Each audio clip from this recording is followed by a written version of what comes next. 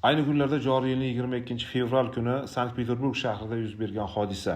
7-qavatdan tushib ketgan bolani qutqarib qolgan Xayrullo Ibodullayevning jasorati jamoatchilik o'rtasida keng muhokama qilinmoqda. Ushbu fidokorona harakati uchun Xayrullo Ibodullayev mamlakatimiz prezidentining farmoniga muvofiq jasorat medali bilan taqdirlandi. Qahramon yurtimiz farzandi ekani, xususan Qashqadaryo viloyatiga mansubligi haqidagi xabarlar alohida iftixor bilan qarshi olindi. Shu munosabat bilan biz ham G'uzor tumani Toshguzor mahallasida joylashgan Ariqoshgan qishlog'idagi oila xonadoniga borib, yaqinlari bilan suhbatlashdik.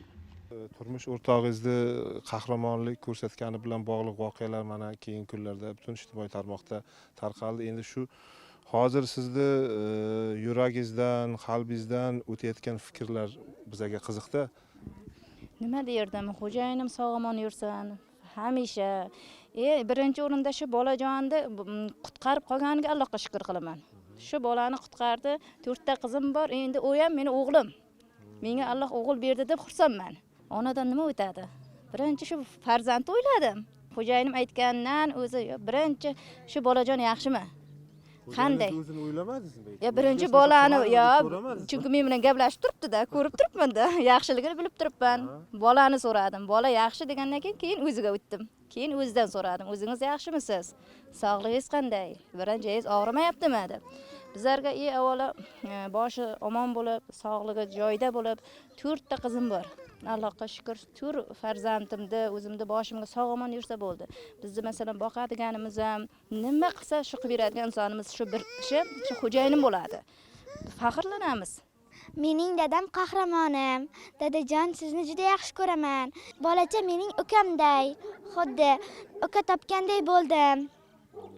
Dadajonim baxtimizga sog' bo'lsin. Ertalab soat 5larda turdim, saharlikka turayin deb telefonga kirdim. Xabar kelgan, Xayr ukamning qo'li gips ekan. Rasmini ko'rdimda, o'zi yozuvini o'qishgacha ulgurmadim. O'zi qaltillab qo'rqib qoldim-da, tinchmikan bu dedim. Keyin Xayrga chiqdim birdan. Xayrga chiqdim. Xayr uka, tinchmisan? Nima bo'lgan senga? Dedim, "Ha uka, men bir savob ish qildim men. Bir bolani umrini saqlab qoldim men", dedi. Keyin shunda nima bo'lgan dedim, 7-etajdan u bola tushib ketdi, men qutqarib qoldim dedi. Keyin xursandchiligimdan yig'lavardim. Juda kattalar yordam qilibsan shu bolaga, umrini saqlab qolibsan.